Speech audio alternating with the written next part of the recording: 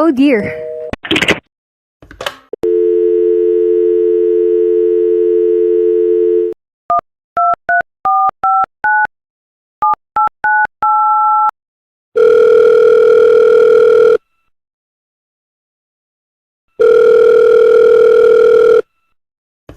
Your call, please?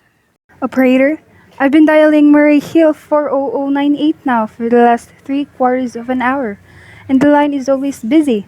But I don't see how it could be busy that long. Will you try it for me, please? Murray Hill 40098? One moment, please. Ringing Murray Hill 40098.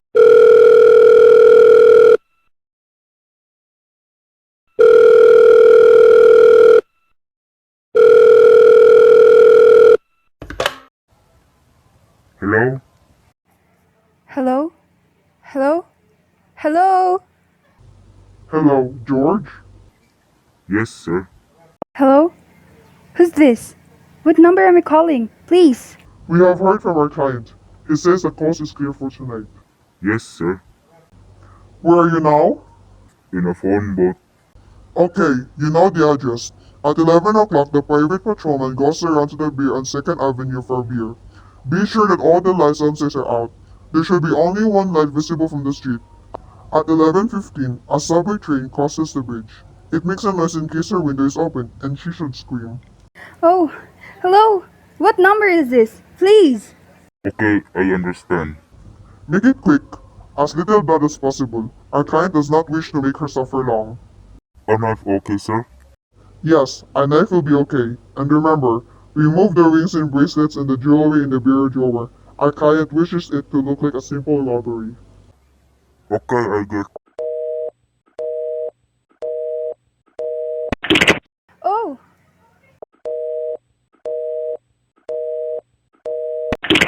how awful!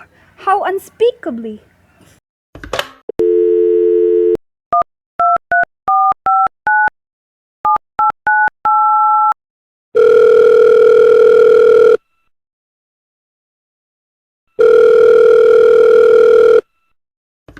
Your call, please? Operator, I, I've just been cut off. I'm sorry, madam. What number were you calling? Why? It was supposed to be Murray Hill 40098, but it wasn't. Some wires must have been crossed. I was cut into a wrong number.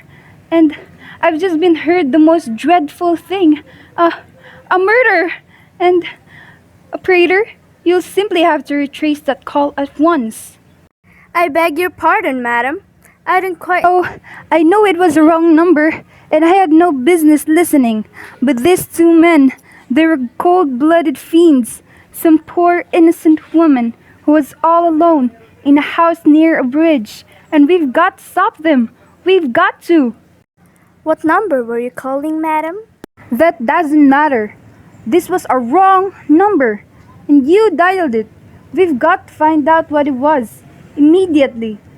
But, madam. Oh, why are you so stupid? Look, it was obviously a case of some little slip of the finger. I told you to try Murray Hill 40098 for me. You dialed it, but your finger must have slipped, and I was connected with some other number, and I could hear them, but they couldn't hear me. Now, I simply failed to see why you couldn't make that same mistake again, on purpose. Why you couldn't try to dial Murray Hill 40098 in the same careless sort of way. Murray Hill 40098? I'll try to get it for you, madam. Thank you.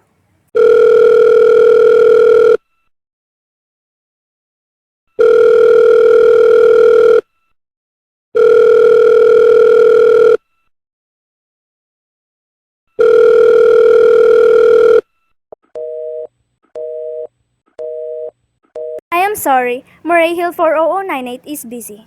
Operator? Operator! Yes, madam. You didn't try to get that wrong number at all. I asked explicitly, and all you did was dial correctly. I am sorry. What number were you calling? Can't you, for once, forget what number I was calling and do something specific? Now, I want to chase that call. It's my civic duty, and it's your civic duty to chase that call and to apprehend those dangerous killers. And if you won't, I will connect you with the chief operator. please.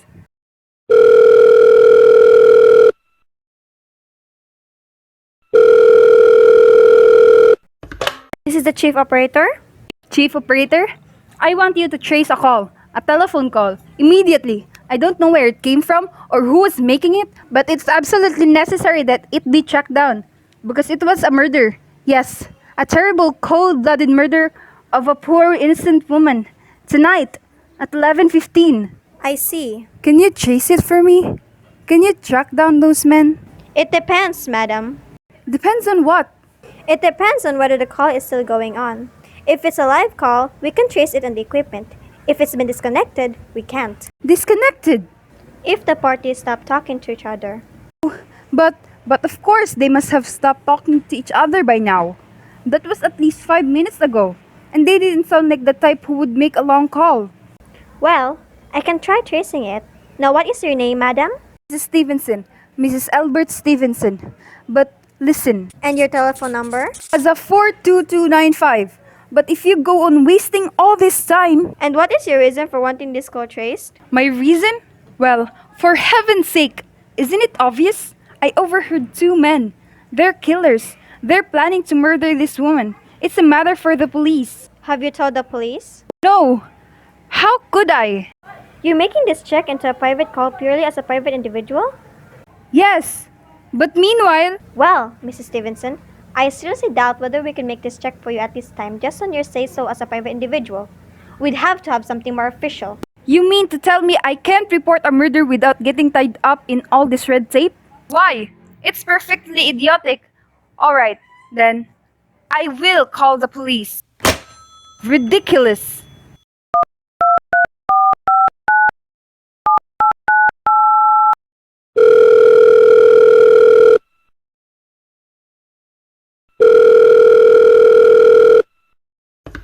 Your call, please. The police department. Please. Ringing the police department.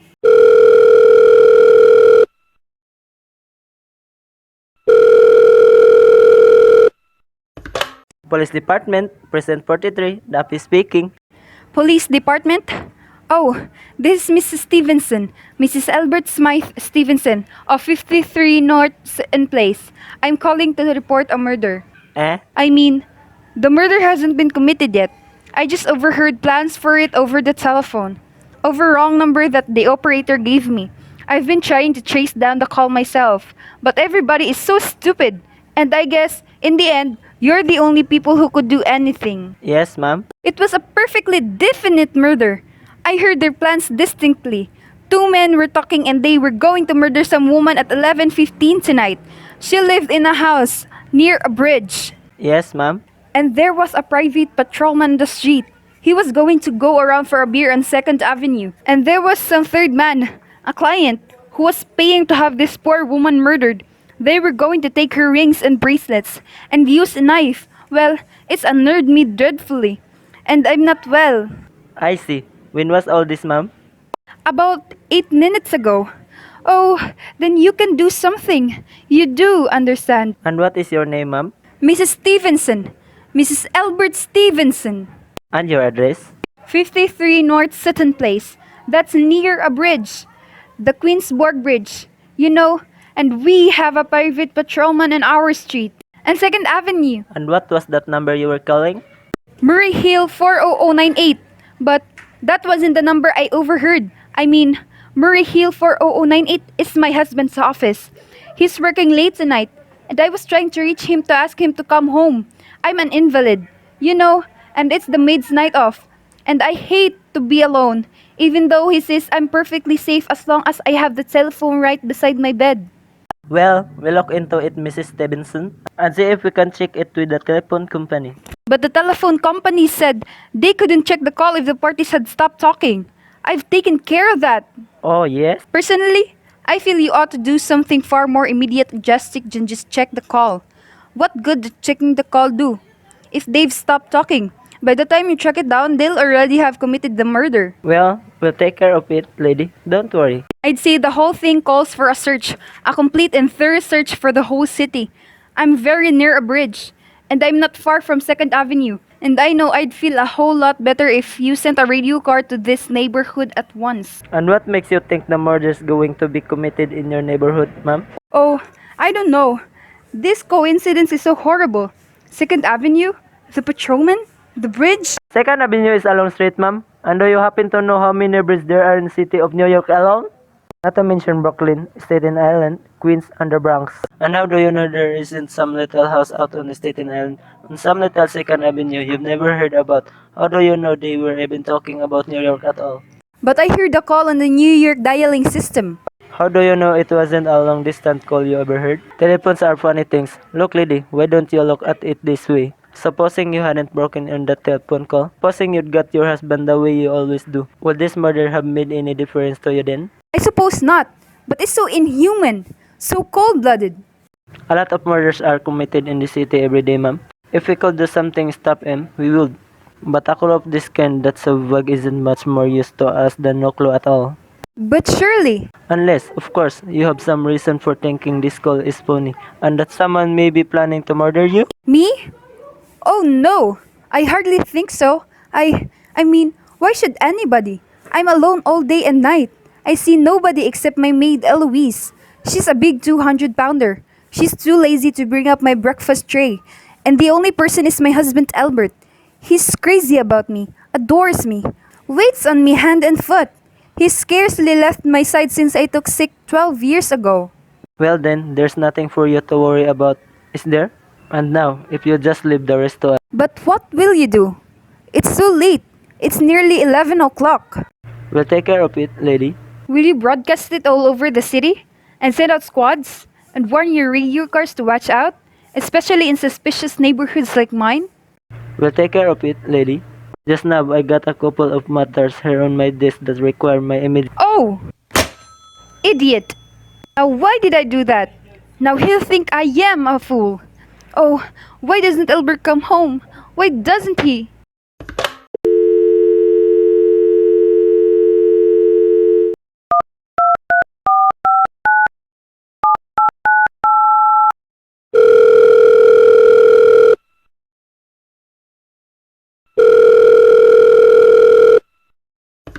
Your call, please? Operator? For heaven's sake, will you ring that Murray Hill 40098 again? I can think that what's keeping him so long. Ringing Murray Hill 40098?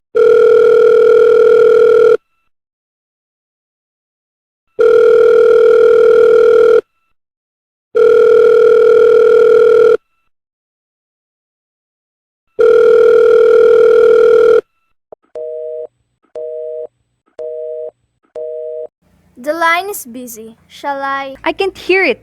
You don't have to tell me. I know it's busy. If I could only get out of this bed for a little while. If I could get a breath of fresh air.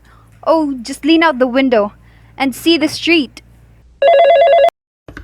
Hello? Albert? Hello? Hello? Hello? Oh, what's the matter with this phone? Hello? Hello?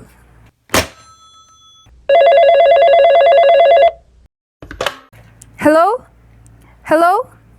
Oh, for heaven's sake, who is this? Hello? Hello? Hello?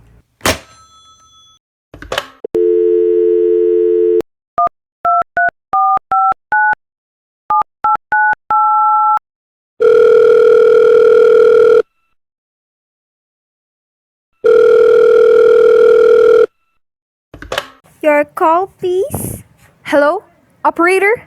I don't know what's the matter with this telephone tonight, but it's positively driving me crazy. I've never seen such inefficient, miserable service. Now look, I'm an invalid, and I'm very nervous, and I'm not supposed to be annoyed, but if this keeps on much longer, What seems to be the trouble, madam? well, everything's wrong. The whole world could be murdered, for all you people care, and now my phone keeps ringing. Yes, madam? Ringing and ringing and ringing every 5 seconds or so. And when I pick it up, there's no one there. I'm sorry, madam. If you will hang up, I will test it for you. I don't want you to test it for me. I want you to put through that call, whatever it is, at once. I am afraid that is not possible, madam. Not possible? And why? May I ask? The system is automatic, madam. If someone is trying to dial your number, there is no way to check whether the call is coming through the system or not, unless the person who is trying to reach you complains to his particular operator. Well, of all the stupid, complicated, And meanwhile, I've got to sit here in my bed, suffering, every time that the phone rings, imagining everything. I will try to check it for you, madam. Check it, check it. That's all anybody can do. Of all the stupid, idiotic. Oh, what's the use? Hello? Hello? Stop ringing. Do you hear me? Answer me. What do you want? Do you realize you're driving me crazy? Stark, staring. Hello? Is this Plaza 42295? Yes, this Plaza 42295. This is Western Union. I have a telegram here for Mrs. Albert Stevenson. Is there anyone there to receive the message? I am Miss Stevenson. The telegram is as follows. Mrs. Albert Stevenson, 53 North Sutton Place, New York, darling. Terribly sorry. Tried to get your last hour, but line busy. Leaving for Boston 11 p.m. Tonight our urgent business. Back tomorrow afternoon. Keep happy. Love, signed, Albert.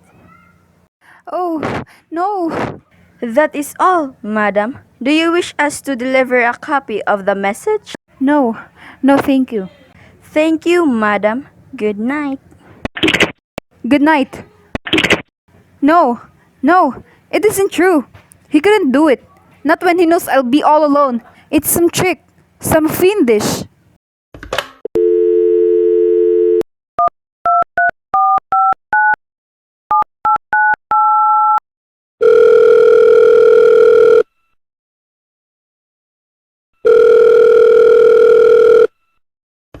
Your call, please? Operator, try that Murray Hill 40098 number for me just once more, please. Ringing Murray Hill 40098.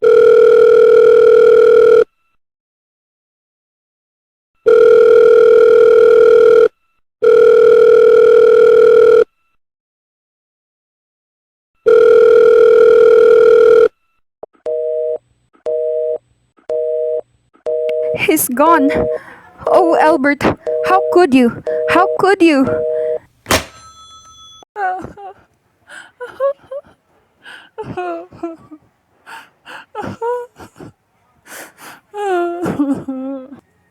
But I can't be alone tonight. I can't. If I'm alone one more second, I don't care what he says or what the expense is. I'm a sick woman. I'm entitled.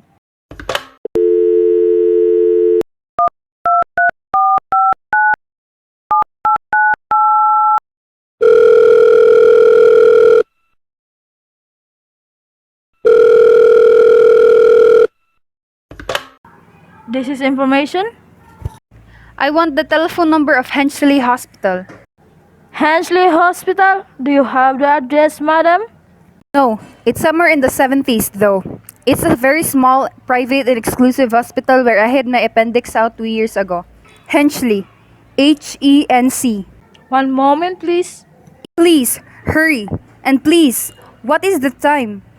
I do not know, madam. You may find out the time by dialing Meridian 71212. Oh, for heaven's sake, couldn't you? The number of Hensley Hospital is Butterfield 70105, madam. Butterfield 70105.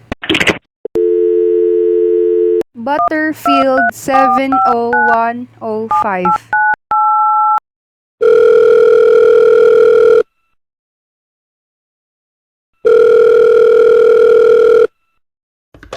Nurses Registry. Who was it you wish to speak to, please? I want the nurses registry at once. I want a trained nurse. I want to hire her immediately for the night. I see. And what is the nature of the case, madam? Nerves. I'm very nervous. I need soothing and companionship. My husband is away, and I'm... Have you ever been recommended to us by any doctor in particular, madam? No, but I really don't see why all this catechizing is necessary. I want a trained nurse. I was a patient in your hospital 2 years ago, and after all, I do expect to pay this person. We quite understand that, madam, but registered nurses are very scarce just now. Our superintendent has asked us to send people out only cases wherein physician in charge feels it is absolutely necessary. Well, it is absolutely necessary. I'm a sick woman. I'm very upset. Very. I'm alone in this house, and I'm an invalid. And tonight I overheard a telephone conversation that upset me dreadfully. About a murder. A poor woman who was going to be murdered at 11:15 tonight. In fact, if someone doesn't come at once, I'm afraid I'll go out of my mind. I see. Well, I'll speak to Mrs. Phillips as soon as she comes in. And what is your name, madam? Miss Phillips. And when do you expect her in? I really don't know, madam. She went out to supper at 11 o'clock. 11 o'clock. But it's not 11 yet. Oh, my clock has stopped. I thought it was running down. What time is it? Just 14 minutes past 11. What's that? What was what, madam? That clicked just now in my own telephone, as though someone had lifted the receiver off the hook of the extension phone downstairs. I didn't hear it, madam. Now, about this. But I did. There's someone in this house, someone downstairs in the kitchen, and they're listening to me now. I won't pick it up. I won't let them hear me.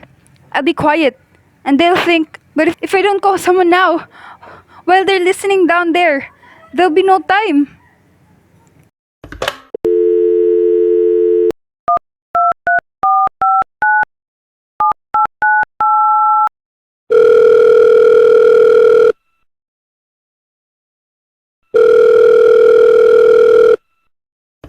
Your call, please? Operator, I'm in desperate trouble. I cannot hear you, madam. Please speak louder. I don't dare. There's someone listening. Can you hear me now? Your call, please? What number are you calling, madam? You've got to hear me. Oh, please. You gotta help me. There's someone in this house. Someone is going to murder me. And you've got to get in touch with the... Oh, there it is. He's putting it down. He's put down the extension. He's coming. He's coming upstairs. Give me the police department. The police! Ringing the police department.